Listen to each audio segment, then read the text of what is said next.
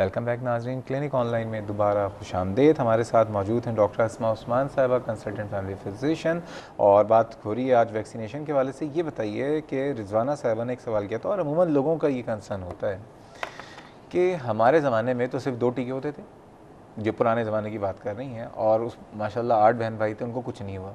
ये जो आजकल के ज़माने में इतने टीके आ गए हैं और उसके बाद बच्चे फिर भी बीमार पड़ जाते हैं, तो फ़ायदा क्या फिर?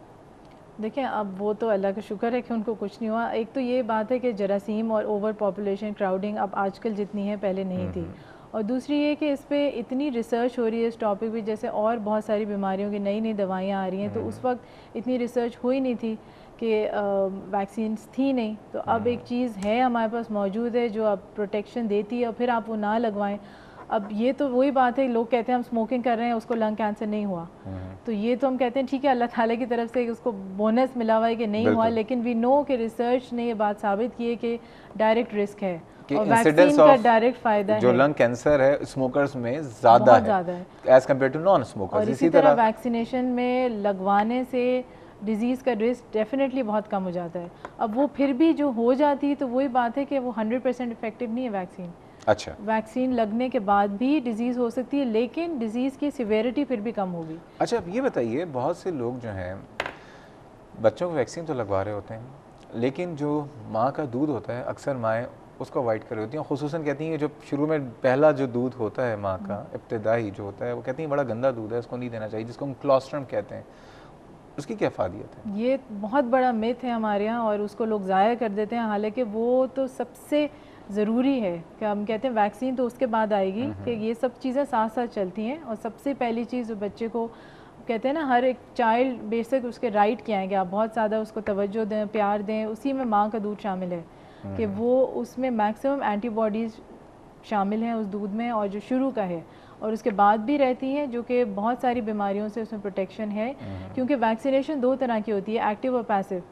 हम लोग जो दे रहे हैं ये एक्टिव वैक्सीनेशन है, हमें एंटीबॉडीज़ बना रहा है जिस्म के, और उसमें उतना टाइम लगता है 4 हफ्ते का, कि जब हम इंट्रोड्यूस करते हैं वही जरासीम एक डिफरेंट फॉर्म में, किल्ड फॉर्म में, इसीलिए हम सेकेंड डोज में 4 हफ्ते का ब्रेक देते हैं। और जो वहाँ से मिल रही है वो डायरेक्ट उसको पैसिव इम्यूनिटी मिल रही है कि एंटीबॉडीज़ बनी बनाई मिल रही है। बिल्कुल, तो वो तो फॉरन इम्यूनिटी देगी। इसका मतलब समझ लीजिए, इसका मैं लोगों को बता देता हूँ कि हमारे पास तो ये होता है कि हम जरासीम को, एक टेररिस्ट को बिल्कुल मार मुर के भेजते हैं, और उसको देख के हमारी आर्मी और रेंजर्स बनने में, पुलिस बनने में 4-5 हफ्ते लग जाते हैं।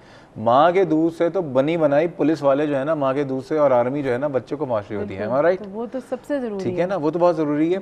यानी माँ का वैक्सीनेशन के साथ साथ माँ का दूध जो है, जो अमूमन आजकल माएँ जो हैं उससे इज्तनाब भी करती हैं, और मुख्तलिफ रीजंस भी होते हैं। वो कहती हैं कि कम दूध आता है, बच्चा शायद भूखा रहता होगा, उन माओं को आप क्या कहना इसमें भी बहुत सारे मिथ्स हैं। बच्चा अब रो रहा है, या रोना सिर्फ वजह नहीं होती है, बच्चा की भूखा है, रोने की बहुत सारी वजह होती हैं। तो हम लोग बच्चे का वेट कर देखते हैं कि वेट उसका सही गेन हो रहा है, उसकी यूरिन अमाउंट की, उसकी वाटर रिक्वायरमेंट और चीज़ों से असेस करते हैं। बच्चे ठीक है तो उसका दूध पूरा हो रहा है।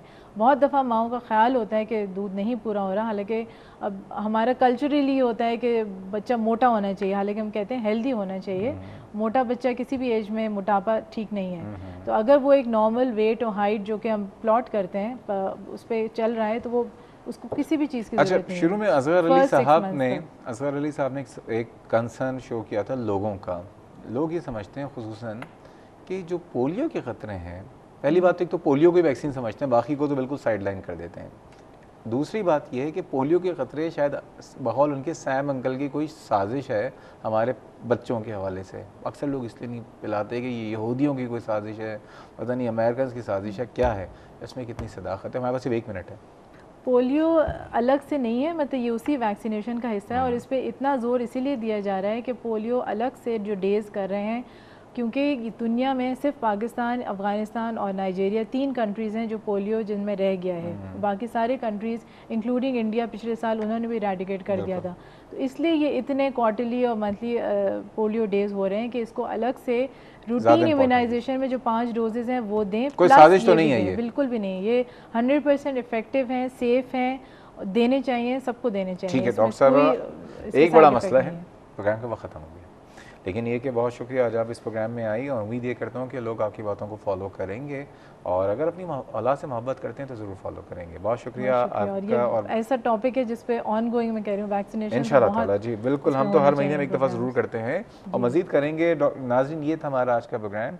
और एक बात मैं कहूँगा कि ख़दशात, गलत फहमियाँ हो सकती हैं, ऐसी बात नहीं है कि हर इंसान को हर चीज़ पता हो, कोई प्रोफेसर बन के इस दुनिया में नहीं आता, लेकिन गलत फहमियों को आप ज़रूर किसी से मशवरा ज़रूर कर लें कि ये जो आपके दिमाग में कोई बात आपको या तो बताई गई है या आप समझ रहे हैं कि शायद इसका अंजाम अच्छा नहीं होगा, तो इसके लिए बेस्ट ये है कि आप करीबी किसी डॉक्टर से, अगर एक डॉक्टर से समझ में नहीं आया तो दूसरे के पास चले जाएं, दूसरे से तो तीसरे के पास चले जाएं, और अगर कुछ समझ में नहीं आया तो हमारा प्रोग्राम देखते रहिए।